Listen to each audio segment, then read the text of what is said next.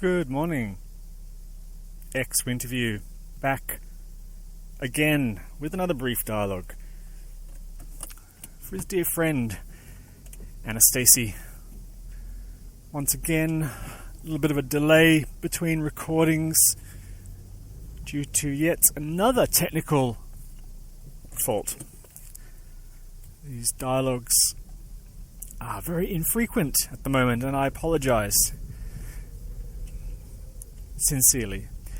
Today's brief dialogue, as usual, delivered from the comfort of my car on the way to work. And as usual, therefore, the apologies in advance for the audio quality. Hopefully, the new microphone is working well, no complaints, and so forth. Enough of that, let's jump in. Let's get down to the meat, the heart, the soul of the matter, non-duality, enlightenment, etc., yada yada.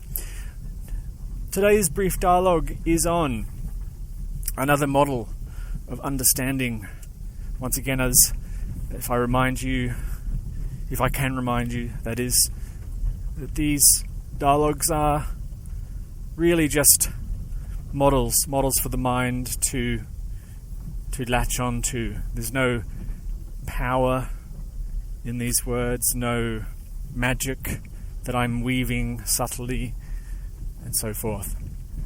This model is on the nature of the appearance, the is and isn't-ness of reality, let's say. The is and isn't-ness is something that is inexplicable.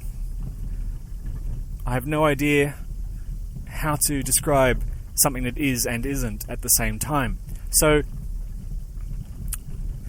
I'm going to try and give a few models. Maybe I'll just stick with one. I'm not sure how this is going to unfold. And take it from there. Let's start with conventional reality. Let's start with our baseline. As a scientist, we always start with our baselines, so we know what the difference is. How far from the baseline something is or isn't. Therefore, is there really change?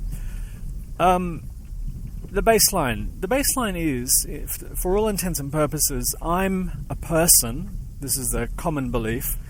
I'm a single, separate entity, a person, who lives on a planet, in a world, we could say.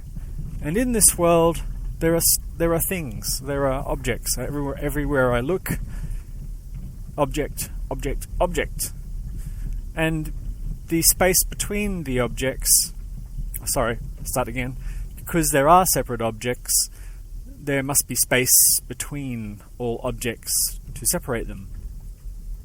Pretty conventional model, pretty basic model, but that's more or less the idea that most people, let's just stick with people, most people have.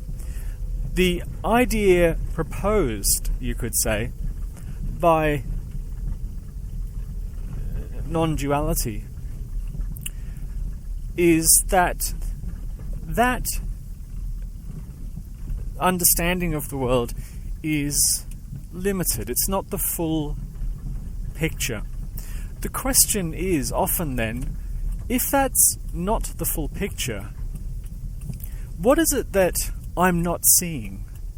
What is it that I'm not understanding or experiencing or seeing that I can see this thing called non-duality as well, or experience it? That's pretty much the fundamental question, more or less. Now, here's the rub, you might say. The experience that you're currently having of life, of the world, and so forth, is it. There's no difference. There's no before and after change. That's the rub. whatever's going on right now is it. But the question is, what's going on right now? That's where it gets a bit sticky, you could say. I'm going to try and use a model to describe this that I've used a couple of times, but sometimes people hearing this scratch their heads and go, I don't get it. I don't understand what you're trying to say. Or maybe it's too unbelievable. Nonetheless, let's go with it. Imagine a large body of water. This large body of water is not in fact water. It is energy, pure energy. Atoms. Let's just stick with atoms. Let's keep it in the domain of the possible, maybe. Just a big ocean of atoms. And being an ocean, there are currents that run through the ocean, tides, currents, and so forth. But it's all energy. Imagine so that you're looking intently at this ocean of energy, and you start to notice little swirls in the water, so to speak, little whirlpools. Like if you were to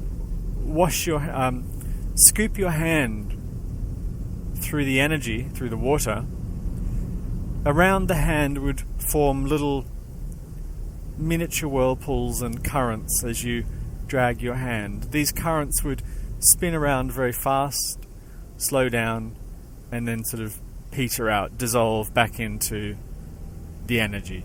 Okay? That's kind of the model I'm proposing, that within this sea of energy there are little currents, little whirlpools that spin very furiously, slow down, and then peter out altogether. And they're not single, separate little whirlpools. They interconnect. If you imagine a giant machine with big cogs, each cog turning as the other turns. No one single cog causing all the others to turn, just they're all turning in perfect harmony in a sense. So this sea of energy is similar. It has lots of little whirlpools and currents swirling and turning, all in relation to the other, but it's all one mass, it's all one single mass. If one was to look closely at a single portion of these little whirlpools, it would look like the life of a separate, single individual. In other words, if we arbitrarily defined boundaries around one whirlpool and said that little whirlpool there is a separate entity, and we watched it intently, we would see it spin furiously, peter out, dissolve, and then another one might start up nearby, and so on. That's the best model I can come up with to describe the appearance of, say, a separate life of a person in the world. It appears out of nothing. Now, we've got part of this model is to get rid of this giant hand that's scooping through the water. There's no giant hand. That's really hard to understand. We always want to imbue some kind of god that scoops his or her hand through the water, because it gives a nice idea of cause. Something must have caused it. The energy just swirls. It just does. Okay? That's another part of the model. And each separate little whirlpool you could focus on, see it as if it's separate, and then watch it peter out. Now imagine if that whirlpool you watched spun for 80, 85, 90 years, the lifespan of a person, a human. If you were watching a sea of energy spinning for that long, you wouldn't really be too fussed over the individual separate little whirlpools. You wouldn't say that one whirlpool is more important than another. You might have a bigger and a smaller whirlpool, spinning and swirling, but there'd be no criteria by which to say that that whirlpool is more important than that whirlpool. But if we started to put labels on the individual whirlpools while they were spinning, so this whirlpool is Fred, and this whirlpool is a big whirlpool is some kind of culture on some kind of planet, and this whirlpool is this is a war, and this whirlpool is a puppy, and this and so on and so forth. They all spin in some perfect sort of order in some ways, yet it's all a bit chaotic too. There's no rhyme or reason for why something pops up and then peters out. Some whirlpools are very short. They just start and stop within moments, and some go for ages and ages and ages and ages, for eons, and then stop. So, in essence, what I'm trying to say is that this totality, this reality, you might say, that we live in, are spinning energy pools that look different when they're focused on, or looked down upon and separated out, but actually are all just the one thing ultimately. The reason I like that metaphor is because it kills all the questions about importance. That something is that one whirlpool is more important than another whirlpool, and also that seeing the entire totality of the energy sea is better than not seeing it. It kills that idea too. In non-duality / enlightenment, in that whole arena, it's often thought that seeing something is better than not. Seeing a particular thing is better than not seeing a particular thing.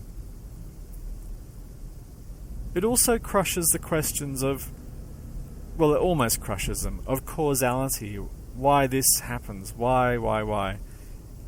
If the energy has no cause, if it just spins because that's what it does, it sort of quietens down all the questions about that.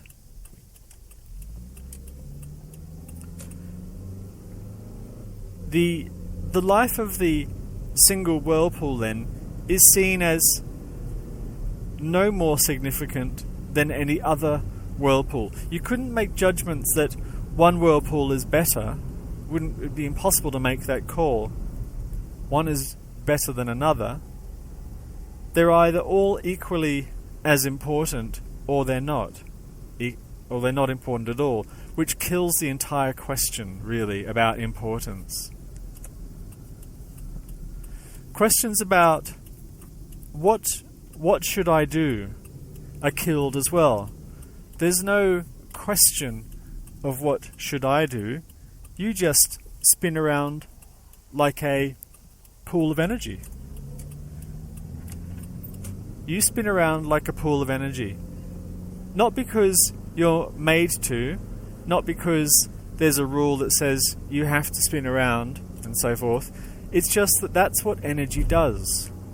It spins around for a while, then it stops. The idea that one little swirling whirlpool of energy can independently decide to affect all the other spinning forms of energy around it in the ocean is absurd. The idea, however, in and of itself, as, let's call it a thought, I'm independent, that could also be a little pool of energy in and of itself that swirls around within the greater whirlpool, perhaps a greater whirlpool, and then that peters out too. That idea spins itself away eventually too. So ideas of autonomy and independence and self-direction and purpose and all those types of ideas can suddenly pop up, spin around, have a lifespan, you might say, and then peter out. Once again, that kills all notions then of of causality and agency and independence. There's no answer to the question, what can I do? It wouldn't be worthwhile saying you can't do anything. You don't have any causal power. That's not quite the right answer. You couldn't really say you don't really exist, therefore there's no causal power either, interestingly. You apparently exist as a separate little whirlpool, as a separate thing. Remember, you're still the giant sea of energy. So as a little whirlpool, you sort of appear to have your own autonomous existence, but you're really part of the greater sea of energy ultimately. So the question of what can I do, it doesn't really make sense. What can I do to do what? Really? You'll spin until you stop. It seems like karma might explain it a bit better, that this is just a karmic unfolding. And karma works as a model to a point. But karma implies past and future, unfortunately, as in that model. And if you look at the swirling sea of energy, it's all just a swirling sea of energy. There's no time, there's no space, there's no before, there's no after, there's no now.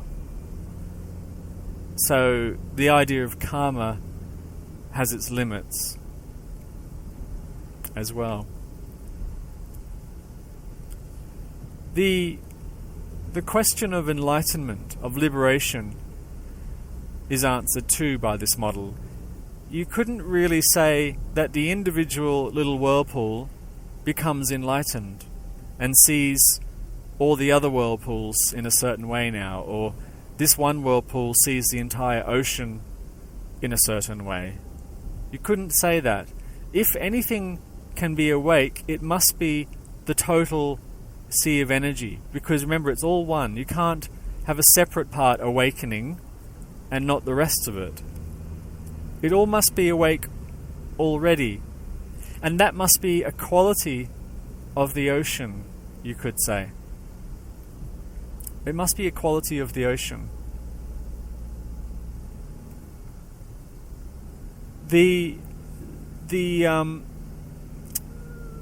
What was I going to say? The idea of waking up, therefore, the idea that you can wake up must be another part of the appearance, another part of this giant sea of energy. It must be yet another little whirlpool within that. The idea that I can wake up. The experience of liberation, of waking up, must be part of the totality of the ocean of energy. It must be just another little whirlpool, no more important than another. Waking up is no more important than a puppy. It has to be the same because it's homogeneous in that sense. It's all a single energy. And of course, going back a few steps earlier, nothing really wakes up because it's all the one energy. And then questions about what is it important to do in one's life, for example. Should I be compassionate? Should I be a vegetarian? Should I fight in this war? Should I march for peace? Should I, all those wonderings about what to do are answered too. The energy will do what it does. It will just do what it does. But remember, only apparently, because the seeming differences are the little whirlpools. These are the apparent differences in the one total ocean, in the totality, just apparent differences. So the question could arise in one's mind: should I fight in this war? Let's say your country goes to war. That's a giant whirlpool that spins up out of the nothingness, and now and if you look at it singularly in the whole, it looks like a war, remembering it's still the same energy. And then there's a whole bunch of little swirling energies around the war, which are if you look closely, look like people. But they aren't really. They appear to be, because remember, it's the one energy. And then even within those little energy swirls are smaller energy swirls, which are the thoughts of the people, and they just pop up. And they ask questions. Should I go to war? Should I stay at home? And then suddenly there's another little energy swirl, even smaller, that says, yes, I'll go to war. And then the greater energy swirls suddenly is in war, but no one caused it, and you couldn't say that the thought directed it either. They just, remember, it's all one energy swirling together, swirling and swirling. Nothing's causing anything, but it happens so seamlessly, perfectly, in a narrative sense, that it seems that things are causing other things. The narrative is so beautifully compelling for the entire energy that it seems like this event leads to this event, leads to this event, and so on and so forth. The fact that the experiences themselves in the energy feel different give further credence to the feeling of separateness. The fact that steel feels hard and cool under your fingers, whereas wood is soft and a bit warmer, whereas air feels different on your skin to water, and all those different qualitative experiences give the sense that there's a lot of different things happening, and that's a part of the trick, I suppose. This is a very compelling illusion that this is a world of different stuff, but it's just the same single energy, you could say, in the form of. It's the energy in the form of this, it's the energy in the form of that. Taking the form of, if you like.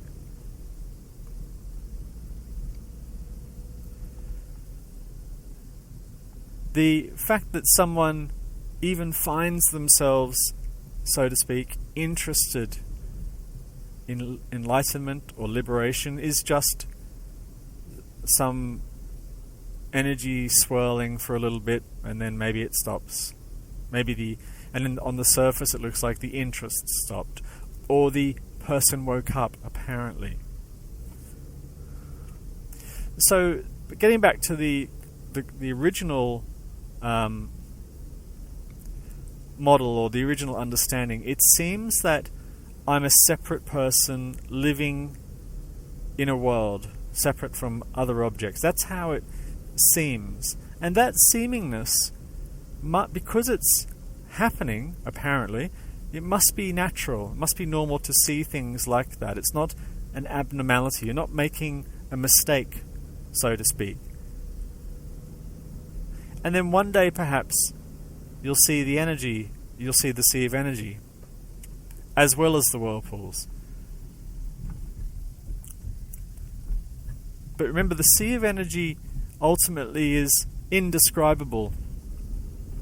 The totality is indescribable. You cannot describe everything. So even this description, as I said earlier, this model is just another apparent happening in this giant ocean, this giant energy ocean.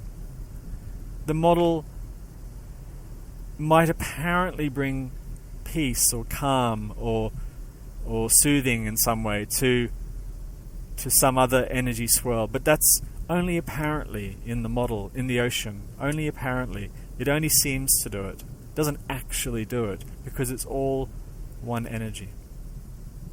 Okay, I think I have flogged this model of understanding to death, but I hope it was, in some ways, helpful or useful, not that that matters.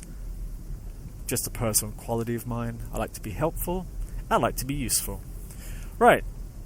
Once again, thanks for listening, and your comments are welcome.